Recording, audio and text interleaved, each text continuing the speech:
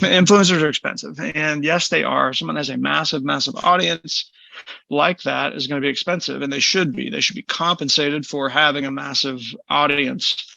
What we found is that advertisers can be equally as successful by focusing on this kind of mid to micro influencer market and scripting the creative more like you're hiring talent, and then map that creative to a media buy, and then you can crush the audience because you can just buy it. You are listening to Power Marketing with Kevin Lee.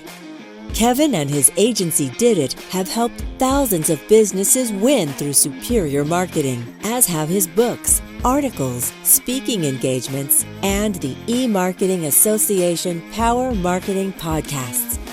Here's Kevin. I'm pleased to have Ryan Riggin with me today, and there's a variety of topics we're going to talk about because Ryan has worn a lot of hats over the years and continues to wear more than one. I'm most interested in Omnibrands, which is a fairly new initiative that Ryan is into. So Ryan, thanks for joining me. And why don't you let me know what the origin story is for Omnibrands? Yeah, sure. So I'm an investor and a partner in Omnibrands. Omnibrands is it was founded by a guy you may know, Toby, actually. Toby Teeter, who lives down in the Bentonville area. I forget, you and I met through way back in the day when I was working at ValidClick. Is that right? Yeah, Inuvo, right? Okay. Or one of the prior incarnations. I can't remember if it started all the way back for Cowabunga or it was ValidClick. But yeah. Well, we'll come back to that because I've rejoined Inuvo recently. So it's been a really interesting ride. But Omnibrands started by Toby. It started with 3 e-commerce apparel brands, actually a couple other e-commerce apparel brands. Moving inventory on Amazon, and we. Long story short, we have 3 brands. They're all cycling apparel brands. We sell kits and jerseys, and Toby and I are really into outdoor sports and cycling. Cycling changed my life. I mean, that's a episode for another day, but I was just in a really bad place physically probably 10 years ago and started to ride the bike. And what I found so interesting was that, the physical aspect of it was great. I started losing weight, but mentally started to completely change the game for me.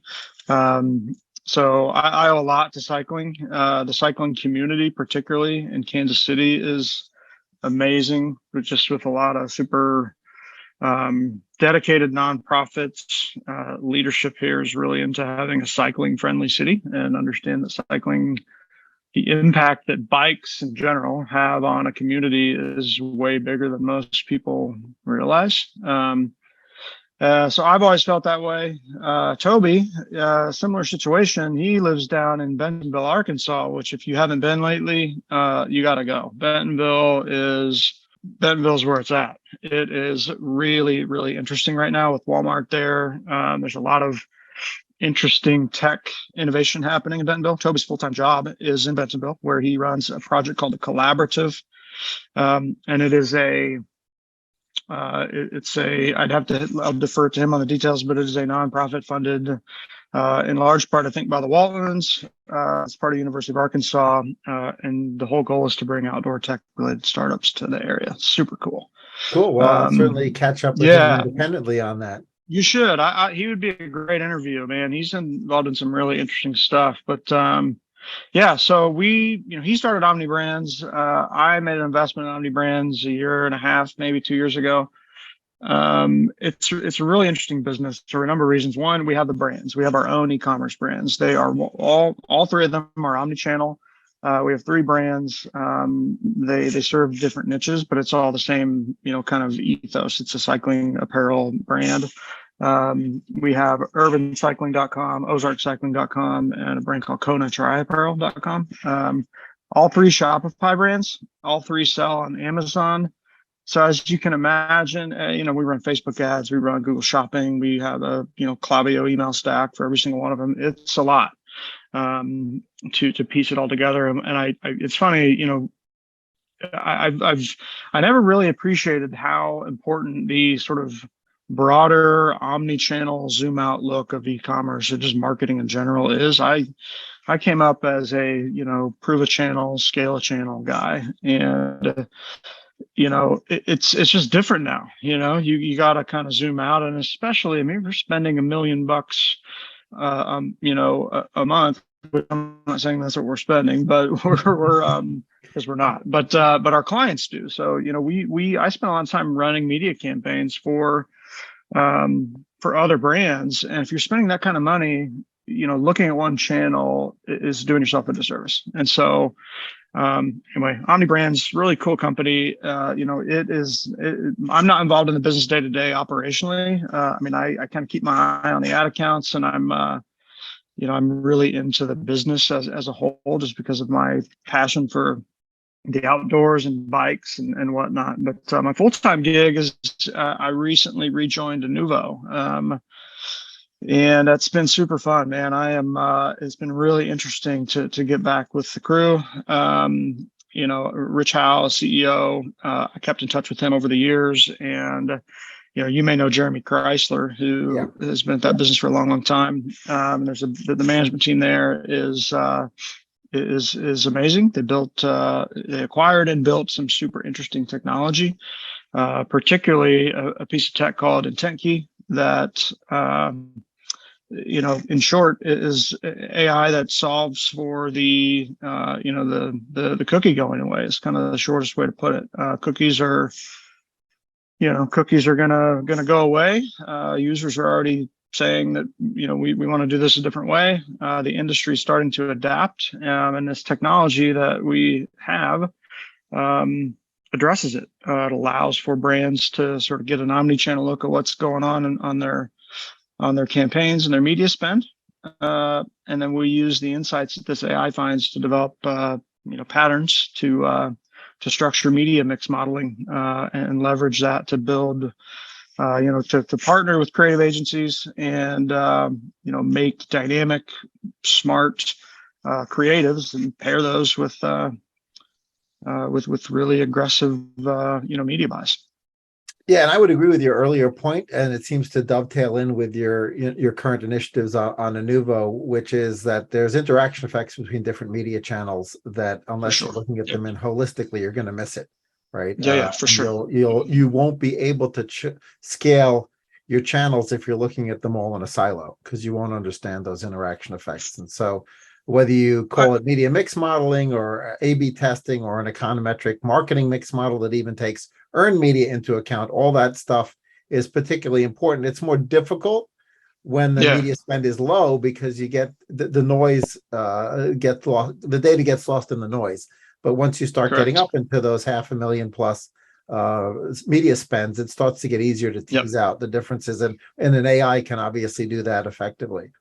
Yeah, for sure. I couldn't agree more. It's not, we were talking the other day, and it used to feel like, not to go off on a tangent about funnels, but everyone talks about the marketing funnel, and the marketing funnel goes top down. You start broad, go down. I look at it the other way. Like, I want to start small, find out who the customer is, understand them super, super deep level, and then scale out, and when you get to those brands, like you said, they're spending $500,000 a month. It's really hard to scale out if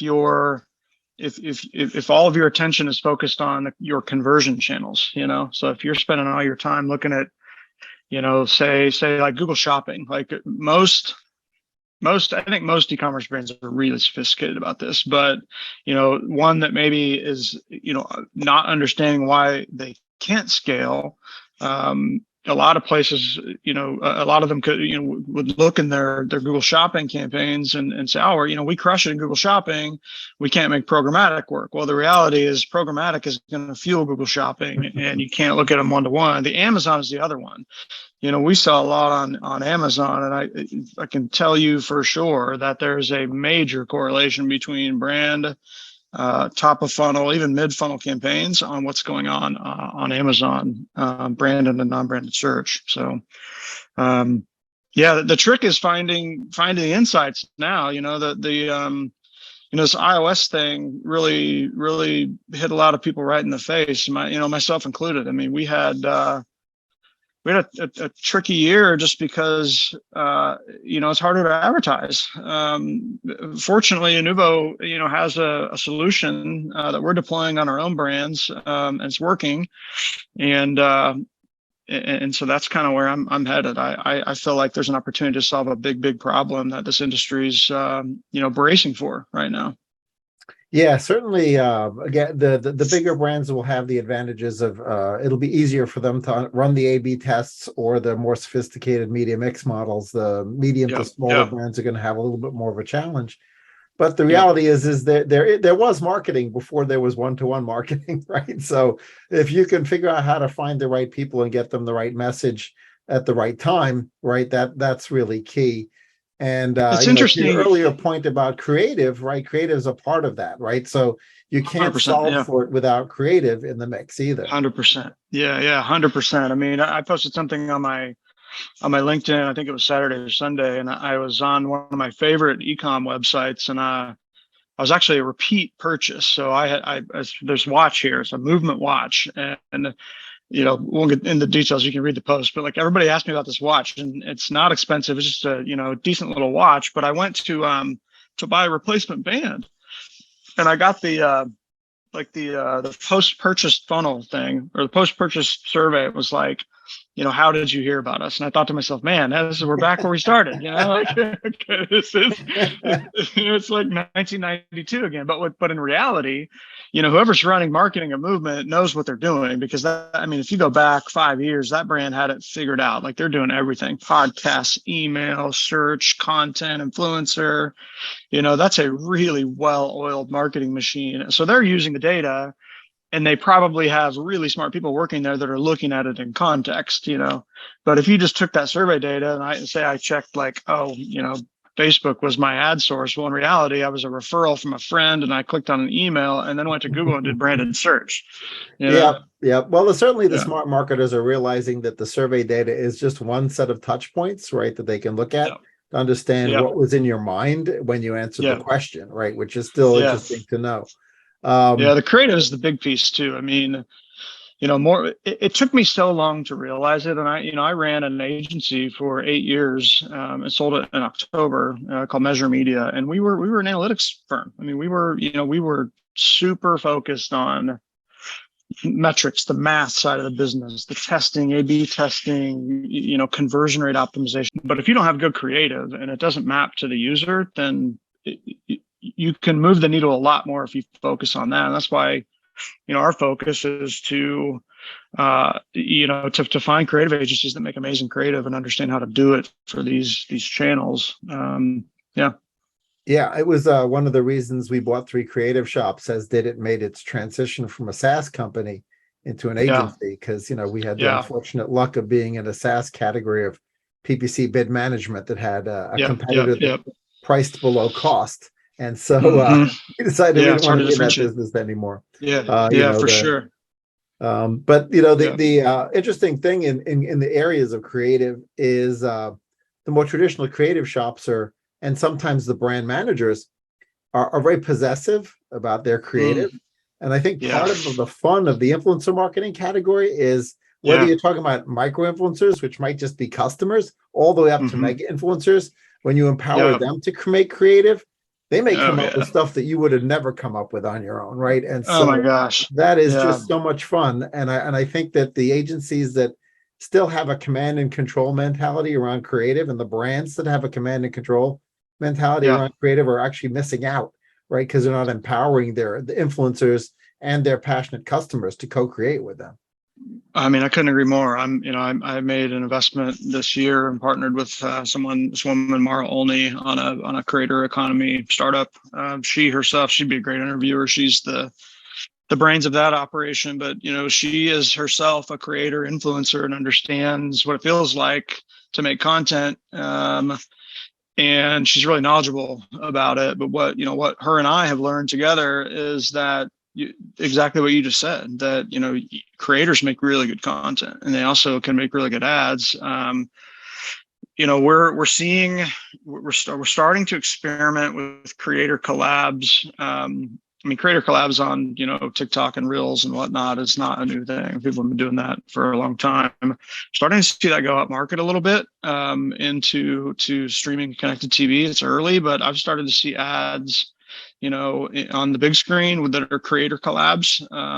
It'll be interesting to see how much of that we see. The collab thing is interesting. You asked me about it, and I think an email, but the collab thing is, our the homepage of a website I used to run that said creators make better ads than you do. It's kind of a joke, but like the creators are really good at making content. So if you don't let them sort of color outside the lines a little bit, you kind of lose the luster of it. But I will tell you what we have found. And this is, my experience. So, maybe others see things differently or have had different experiences. But what we found is for brands to hire, like when people think influencer marketing or creator marketing or even collabs, they typically think, oh, well, I don't have enough money to hire Kim Kardashian, so it's not worth it. Like influencers are expensive. And yes, they are. Someone has a massive, massive audience like that is going to be expensive, and they should be. They should be compensated for having a massive audience. What we found is that advertisers can be equally as successful by, focusing on this kind of mid to micro influencer market and scripting the creative more like you're hiring talent, and then map that creative to a media buy, and then you can crush the audience because you can just buy it. So that seems to work really well, and I think we're going to see a lot more of that in programmatic video. Yeah, I would agree with you. As a matter of fact, when we've done some stuff with clients, we've found that when you're talking about the influencers that are at the very early stage of their career, where they may not even think of themselves as influencers yet, especially if you discover them in your customer base, right? Because they happen to give you a freebie, right? If they give you a freebie post and they already love you, and you reach out to them, and then you do a collab, and then you say, listen, as part of this, we'll give you free merch. We'll give you some discounts for your friends, and then we're going to put, $500,000 in media behind you. To them, the $500,000 in media behind that ad that they co-create with you, that's worth more than all the rest combined, right? Because now 100%. You can help them grow, right? And 100%. So to them, that's super important, and that you can't impress a Kardashian with that. You can't say, I'll put $1 million behind the thing we co-create. They're like, who cares, right? I think you make a super interesting point. And I think we got to start getting creators compensated for what they're doing. I mean, the last 10 years has been people uploading stuff to YouTube and having it get monetized, which is, that doesn't work long term. Creators are going to figure out how to monetize their own content. But if you can go to someone and say, hey, you're up and coming, love your audience, can't support the budget, to pay you 20 million right now. But what we can do is put $1 million in media spend right behind this. And you're right. That is really beneficial for them because it helps them build their brand. Exactly.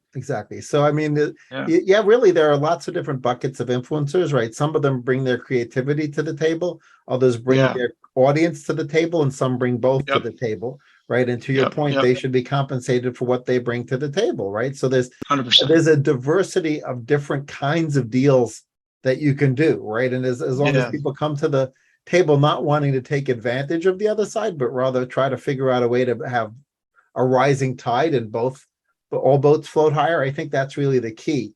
I think so too. And obviously you can't do that with a nano influencer who's got 2,000 followers. You can't do a custom negotiation with them, and for them there are platforms, right, that people can plug into. But I do think you get to that point if the team can identify an up and comer and they're really on brand, there's reasons to collaborate there, I think. 100%. Yeah, 100%. Yeah, for sure. Some of the influencers have started, of course, the bigger ones in particular have started to create their own brands, right, in their categories, whether it's cosmetics or in some cases, you just never know what kind of, new brand offshoot, is going to show up. So, you look at Mr. We've Beast, thought about going down that route. That's a tricky route, but I do think you're going to see a lot of that. I mean, it's already happening, influencers, creating their own brands and it's gonna. I tell you what, I think we're getting ready to head into, not to get super, crypto Web3 techie on you, but like I think the next leap is I think the Web3 NFT thing is super interesting. I think it was kind of like I don't even know how to describe it. Someone once described it to me as like the thing before the thing. Like I feel like we're getting ready to go into this world where, creative is super important. In a lot of ways, I feel like it kind of we're seeing a renaissance, because like from Absolutely. the old school ad agency days to 2000, it was all about brand and creative. And then in 2000, Google came along and everyone's like, oh, we can track clicks. Okay, we don't need to work on creative anymore, which is wrong. And now it's coming back to the middle. And we're starting to see this like really interesting, the creative part of the ad agency world is now coming out, and I'm here for it. Like we work with some amazing creative firms, and the stuff they're making is outstanding, and the creators that we're working with is amazing.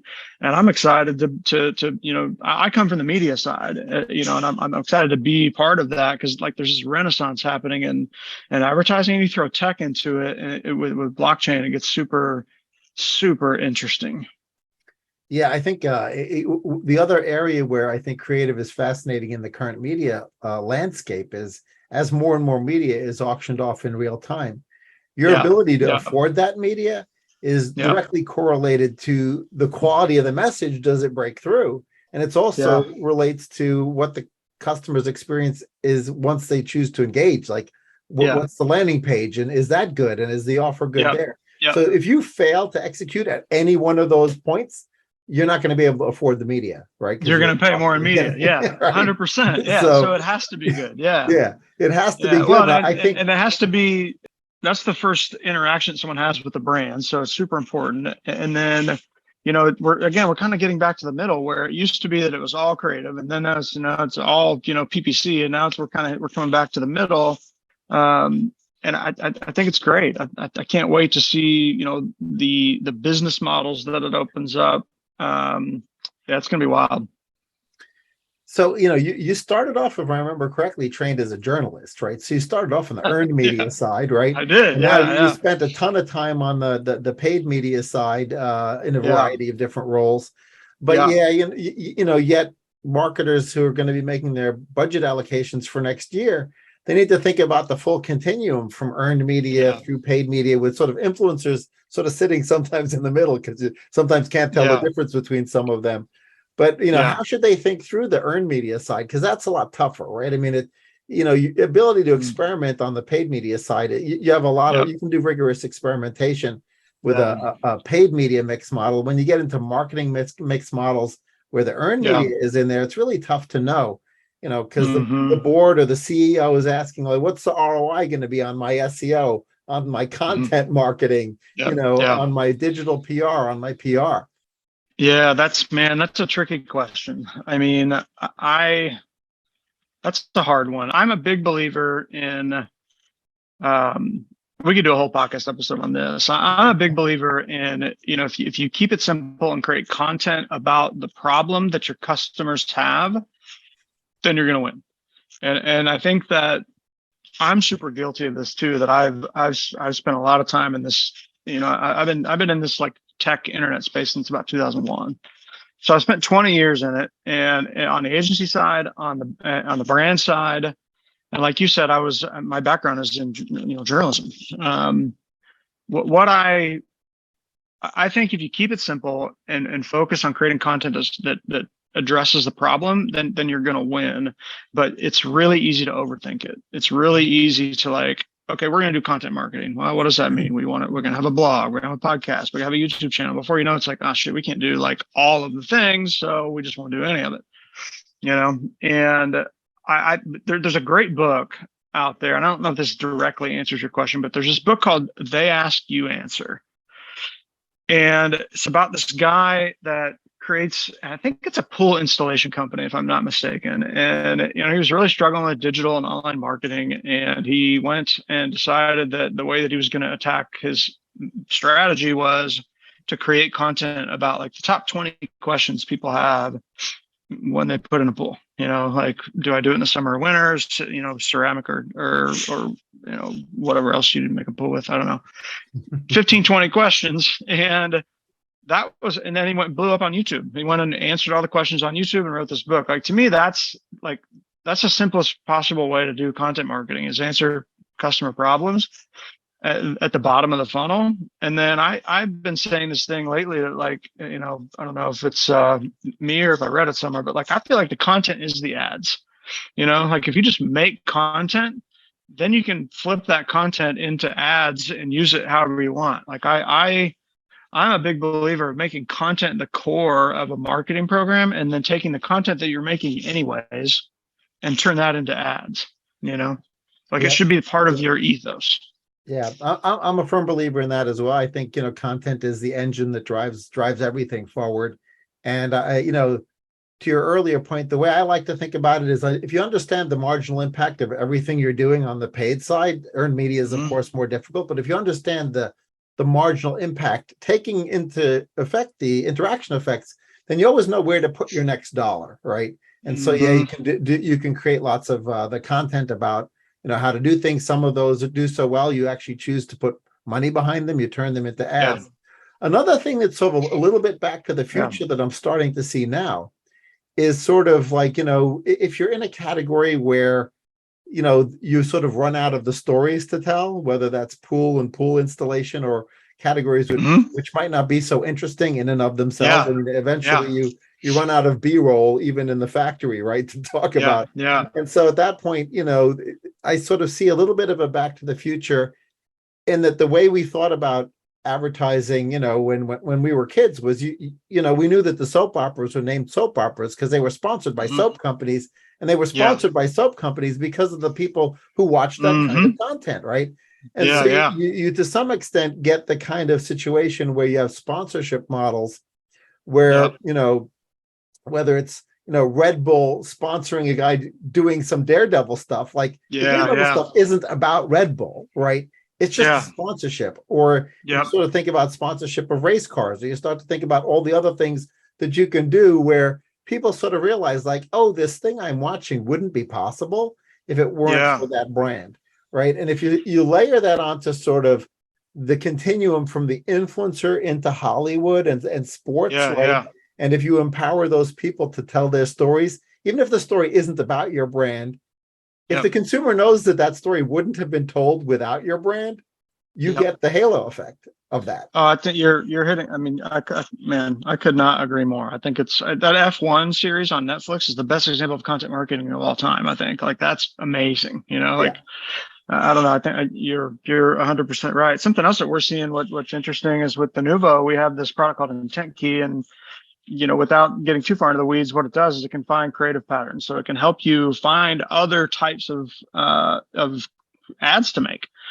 So you might find, like, we did an example where we had a brand that's it's a dog collar, one of those portable dog collars, and the dog, you take it, you can draw the perimeter around it. Well, we put our technology on the page. It found out that, that a lot of people that like this product are also into RVs. And so we went and found van life creators on, TikTok, and made some ads and run those in their paid media campaign. So it kind of all goes full circle. Yeah. Yeah, I think that's part of what gets us both up in the morning, right? It's these kind of discoveries and epiphanies. 100%. Often there ends up being data around it, but if you're not open to finding the data, you're not going to get the epiphanies. And 100%. That's, I think, and sometimes I guess the AI will find the data that you might have missed. Humans are great at processing data and finding patterns, but AIs are even better at it. So I think that's one, like, where AI we had no idea. The brand had no idea that, and it's a whole another audience, and kind of going back to the whole iOS thing. Like, that's one of the problems with these, for particularly like with e-commerce brands, really with all brands, but I see it the most with e-commerce because I'm in that, a lot. But scaling is hard because with retargeting, you're targeting something like, I don't know what the exact stat is, but 15, 20, 30% of sessions that actually have a cookie and you can do retargeting on, you're kind of guessing on the other 60. So, there's no way to scale out. The only way to do that is to find these new patterns. And then the pricing structure is super weird right now because you have, everybody bidding on 15% of these auctions, and it's the economics of it are really bizarre right now. So good opportunity for a brand that wants to go after it now, though. Yeah, the next year, obviously, a lot of folks are talking recession. So if you had brand budgets or let's say like marketing budgets in general, upper, mid, and lower funnel budgets to steward, would your strategy change, or would your recommendations for CMOs change if they feel like they're going into a recession? Yeah, I mean, I think a lot of it. This answer probably won't surprise you. A lot of it has to do on how good your data is. Like if you have solid cross-channel. I hate to use the term reporting because I think we get hung up on the term reporting. Cross-channel insights, I guess, is maybe a better term. Like I do see CMOs and people that run brands get caught up again in the dashboards and the reporting and having too much data. I love all that stuff, but at the end of the day, I'm more interested in zooming out and seeing directional signals between, my programmatic media buys, my top of funnel, mid funnel paid search, video engagement type stuff, and my Google Shopping.